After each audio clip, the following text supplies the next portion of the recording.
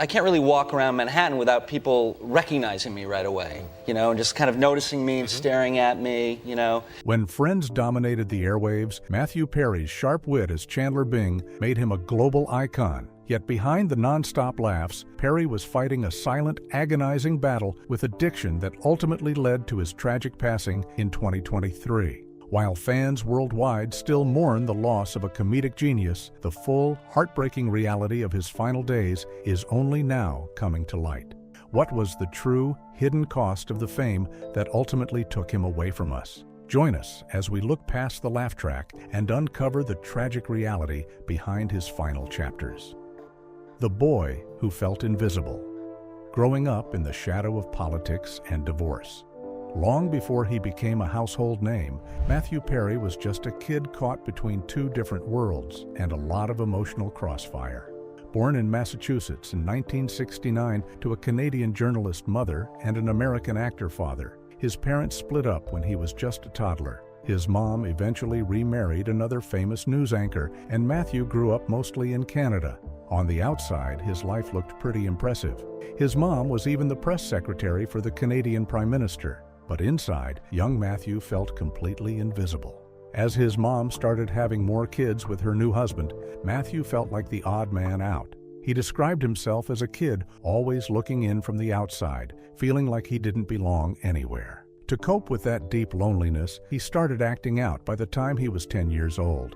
He cut class, smoked, stole cash, and even got into a fistfight with a kid named Justin Trudeau, who ironically grew up to become the Prime Minister of Canada, just like his dad. By 14, Matthew took his first drink, triggering a habit that completely took over his life. By 18, he was drinking every single day. He tried to channel his energy into tennis, practicing up to 10 hours a day. He actually became one of the top junior players in Canada, but his dreams of going pro crashed hard when he moved to Los Angeles at 15 to live with his dad. The competition in California was fierce, and Matthew quickly realized he wasn't going to make it as a tennis star. So he pivoted to acting.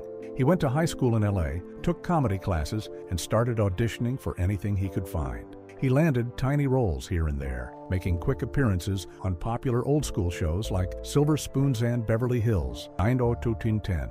In a bittersweet twist of fate, one of his early roles on the show Growing Pains had him playing a teenager who tragically dies after a drunk driving accident. Throughout the late 80s and early 90s, Matthew kept grinding, jumping from one short-lived TV show to the next. He starred in sitcoms that got canceled after just a few episodes, constantly chasing that one big break. He was talented, funny, and desperate for the world to notice him.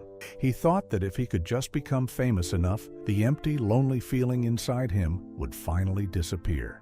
What he didn't know was that the Hollywood machine was about to give him exactly what he asked for, and it would change his life forever. The twist of fate. How a friend's rejection became Matthew's salvation. By 1994, Matthew Perry was 24 years old, flat broke, and watching his life completely fall apart. His drinking was totally winning the war against his acting career, and his own manager had to look him in the eye and tell him he looked like an absolute mess at auditions. Nobody in Hollywood wanted him. Desperate to keep a roof over his head, Matthew begged his agents to get him anything at all, just to pay the bills. And that is how he ended up landing a role in a truly bizarre, cheap sci-fi pilot about futuristic airport baggage handlers who dealt with aliens. It was a goofy show that felt beneath him, but he took it because he had no choice. Right after he signed on to that weird alien show, a script for a brand new comedy series started floating around Hollywood. Back then, it was called Friends Like Us. The second Matthew read the script, his jaw hit the floor. It felt like someone had been secretly following him around for a whole year, stealing his personal jokes, copying his exact facial expressions, and rewriting his witty, sarcastic view on life. One character in particular jumped off the page: Chandler Bing. Matthew didn't just think he could play Chandler, he was Chandler, but there was a massive catch. Because he was locked into that terrible baggage handler show, his agents told him it was impossible for him to even audition for Friends.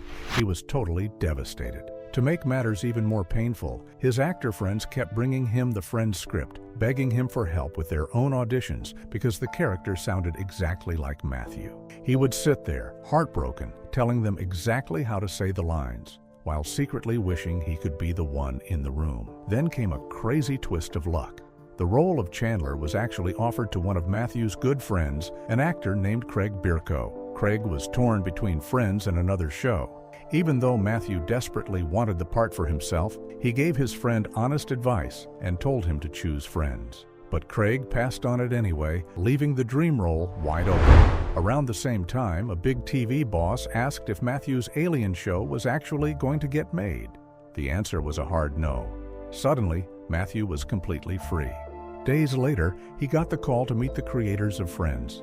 He totally nailed the auditions, and just like that, he became Chandler Bing. Looking back, Matthew admitted that getting this job literally saved his life. He openly said that if he hadn't gotten that call, he probably would have ended up homeless on the streets of Los Angeles, trapped in a deadly addiction. Instead, he became part of the biggest show on the planet. The cast didn't just fake their bond for the cameras, they loved each other in real life. If they ran into each other at a party, they would instantly abandon everyone else just to sit and talk for hours. By 2002, the show was a global monster, and Matthew and his co-stars were pulling in a mind-blowing $1 million per single episode. The success opened every door in Hollywood. Suddenly, Matthew was a massive movie star, headlining hit comedies like Fools Rush In and The Whole Nine Yards. He proved he wasn't just a funny guy when he landed big dramatic roles on serious shows like The West Wing, which earned him major award nominations. He was directing, acting alongside his own father, and living a life that most people could only dream of. He had the fame, the money, and the love of millions. But as the world cheered for Chandler Bing, the dark shadow of his past was still waiting for him in the wings. Fear of abandonment, how Matthew Perry self-sabotaged his greatest romances. Even when Matthew Perry was on top of the world, ruling the TV screen, his love life was a wild roller coaster, driven by deep fears, massive secrets, and an addiction that just wouldn't leave him alone. You would think that being a rich, handsome superstar on the biggest show on earth would make dating a breeze. But for Matthew, it was actually a total nightmare. Right from the start of his time on Friends, things got complicated. He had massive crushes on all three of his gorgeous female co-stars, Jennifer Aniston, Courtney Cox, and Lisa Kudrow. Going to work every day was a struggle because he had to act normal and pretend his heart wasn't racing. He was especially crazy about Jennifer. He had actually asked her out before the show even started, but she turned him down and said she just wanted to be friends. He panicked and told her they couldn't be friends, which made things super awkward. He would stand on set, overanalyzing every single hello and goodbye, literally counting the seconds he looked at her, wondering if 3 seconds was way too long. Eventually, they moved past it and became great buddies, and Jennifer actually ended up being the one who reached out to him the most when his addiction got really dark. Before Friends even hit the airwaves, Matthew was already hooking up with some of the most famous women in Hollywood. When he was just 18, he dated Tricia Fisher, the half-sister of the Star Wars legend Carrie Fisher. He was so nervous about intimacy that his first real attempt was a total disaster, though they sorted things out later. Years later, they dated again, while Friends was a massive hit, but his old fears crept back in, and he dumped her. Then, during the magical summer of 1994, right after he shot the Friends pilot, but before it turned him into a superstar, he had a secret, steamy makeout session in a closet with Gwyneth Paltrow. They would drive out to swim in creeks, drink beers at local bars, and kiss in fields of long grass. Once the show blew up, Matthew landed the ultimate catch, Julia Roberts. She agreed to do a guest spot on the show, but only after they flirted by sending hundreds of messages back and forth every single day through a fax machine. They would sit by their machines waiting for the paper to roll out, which led to a 5-hour phone call and a 6-month relationship. But dating the biggest movie star in the world was too much for Matthew's insecure brain. He was constantly terrified she was going to dump him, feeling like he was totally broken, unlovable, and never good enough. To save himself from the pain of being dumped, he broke up with her first. Right after Julia, he moved on to Yasmin Bleeth, the star of Baywatch. In a hilarious twist, his character Chandler was completely obsessed with Yasmin on the show, while in real life, Matthew was actually dating her. But that romance fizzled out fast too, and it happened because Matthew had a dark secret that was starting to take over everything.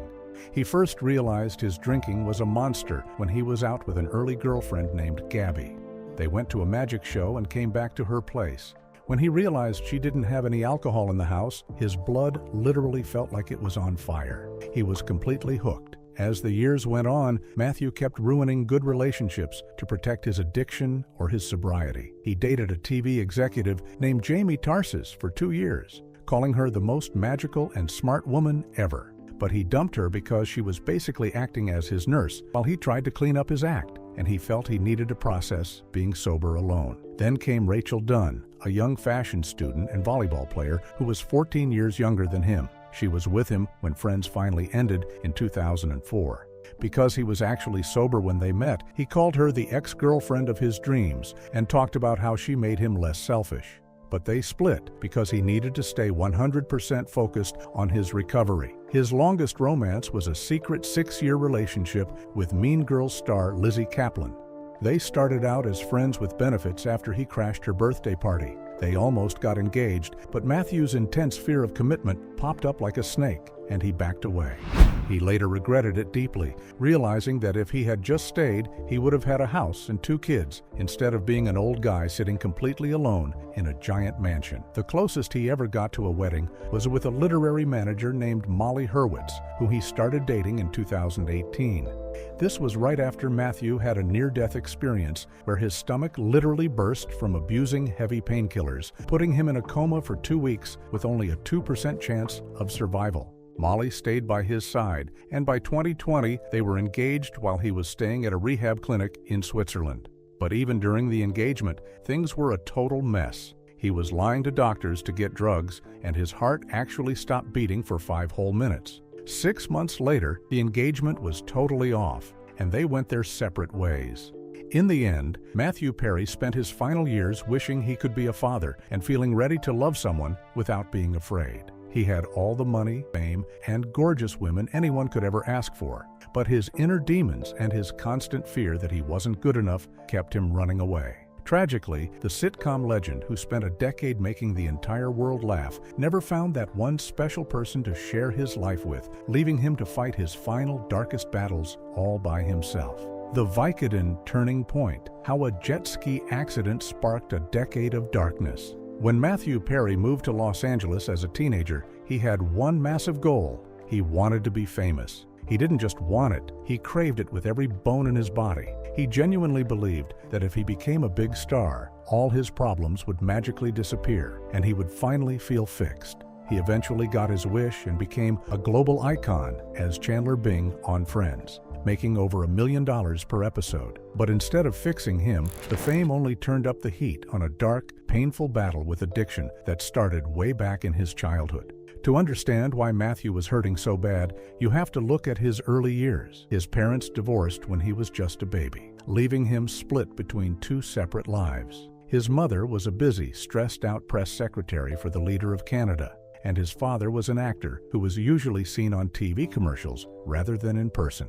Because his mom worked constantly, Matthew grew up as a lonely kid who spent huge chunks of time completely by himself. He learned to crack quick jokes and do silly falls just to make his stressed-out mom smile, so she would sit down and eat dinner with him. By the time he was 10, the loneliness turned into bad behavior. He smoked, cut class, stole cash, and even beat up the future Prime Minister of Canada at school. At just 13, he took his very first drink, wrapping an emotional wall around himself to hide how abandoned he truly felt. By the time he landed his role on Friends, his drinking habit was already turning into a monster. Working on the show was supposed to be a dream, but the pressure was absolute torture. Every single night, Matthew felt a terrifying weight on his chest. If the live studio audience didn't laugh at his lines, he would literally sweat and feel like he was going to die right there on stage. To stop the panic, he started drinking heavier and heavier, turning to bottles of vodka to solve the anxiety that fame couldn't touch. It got so bad that his co-star Jennifer Aniston finally confronted him, telling him that the whole cast could smell the alcohol on him.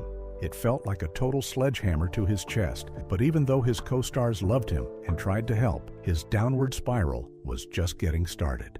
Then a terrible jet ski accident happened, and doctors prescribed him a heavy painkiller called Vicodin. That was the moment the match lit the fire. Matthew didn't just take the pills, he became entirely hooked on them, alongside alcohol, methadone, and upper drugs. He was living in such a foggy nightmare that he completely lost 3 whole years of his life. He literally could not remember filming seasons 3 through 6 of Friends. He was in and out of hospitals constantly, even getting a dangerous stomach disease from all the abuse. When the final episode of Friends wrapped and everyone around him was crying tears of joy and sadness, Matthew felt absolutely nothing. He was just totally numb and dead inside from the heavy drugs.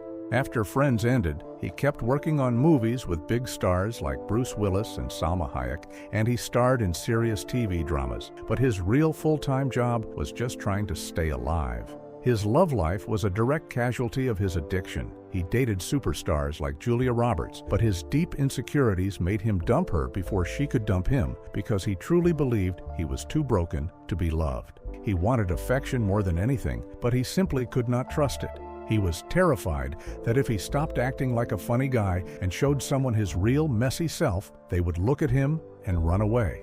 His addiction reached a horrific breaking point when his body finally gave up.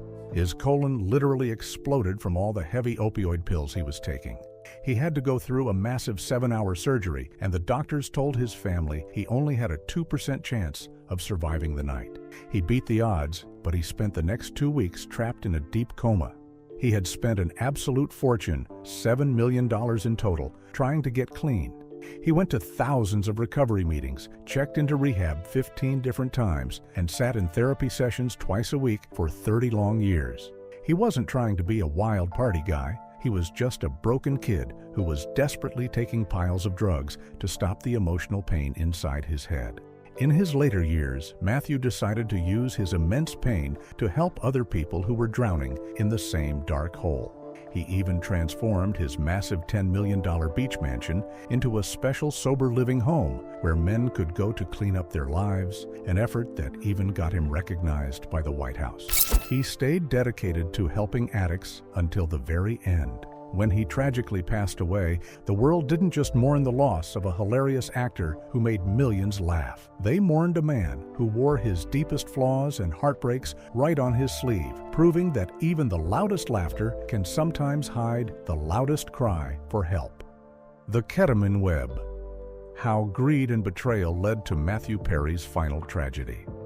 In the fall of 2023, the dark shadow of addiction finally caught up with Matthew Perry in the most tragic way possible. While the public thought he was clean, he was actually spending his final weeks on Earth, caught in a desperate, secret scramble for a drug called ketamine. He was already getting legal ketamine treatments from his doctor to help with his depression, but his addiction wanted more, and it wanted it fast. That hunger kicked off a shady underground operation involving dirty doctors, a street dealer, and the one person he trusted most in the world, his live-in personal assistant, Kenneth Iwamasa. Matthew's family had known this assistant for decades and trusted him completely to keep the actor safe, but instead, he became the ultimate enabler, acting as a fake doctor and injecting Matthew with dozens of illegal shots.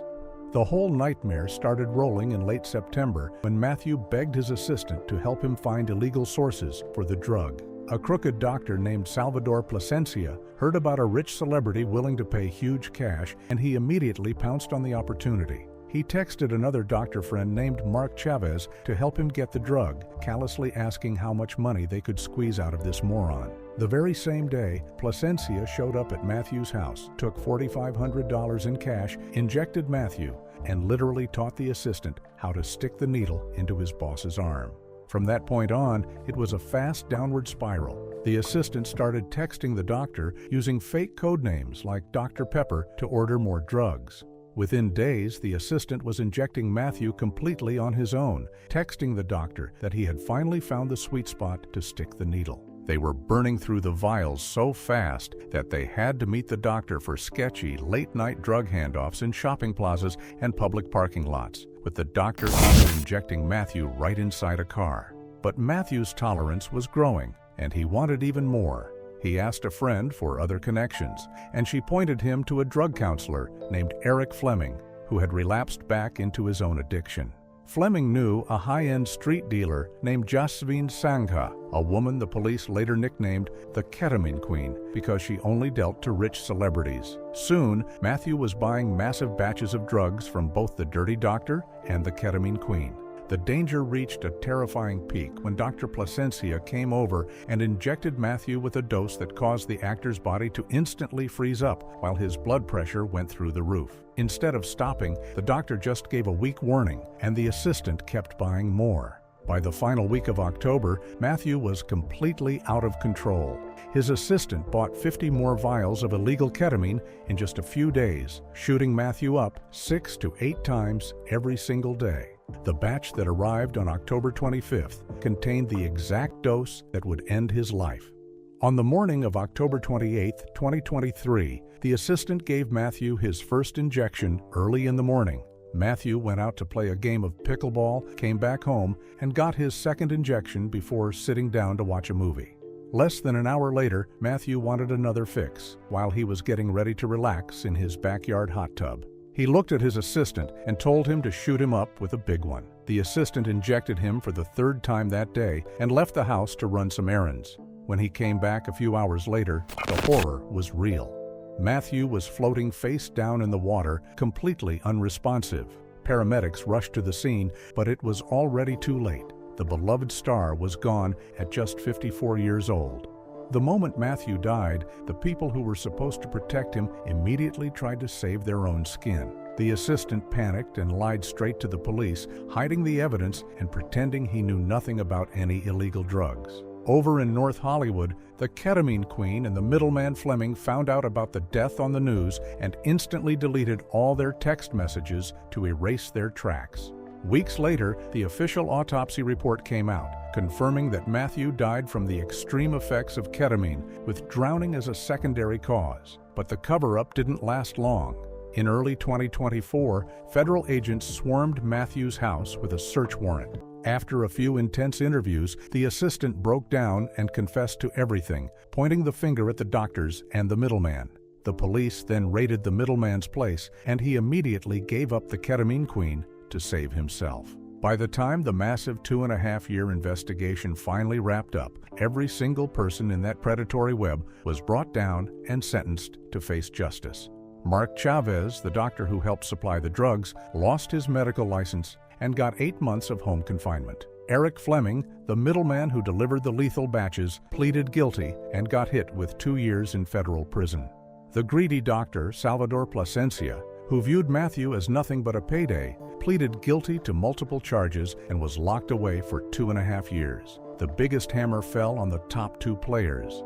Jasveen Sangha, the Ketamine Queen who ran the high-end drug den, pleaded guilty to running a drug operation and causing the actor's death, landing a massive 15-year prison sentence. Finally, Kenneth Iwamasa, the trusted assistant who actually gave Matthew the fatal shots and left him to die in the water, pleaded guilty to conspiracy and was sentenced to 3 years and 5 months behind bars. It was a dark, tragic ending for a man who spent his life trying to escape his inner demons. In the end, the people Matthew trusted to help him stay sober ended up feeding his addiction for quick cash, proving that the ultimate cost of his fame was a lonely, dangerous world where the people closest to him were the ones who finally took him away. Were you a fan of Matthew Perry's character on Friends? Share your thoughts with us in the comments below. Don't forget to like, share, and subscribe. Also, click the heavy video short on your screen. You will enjoy it.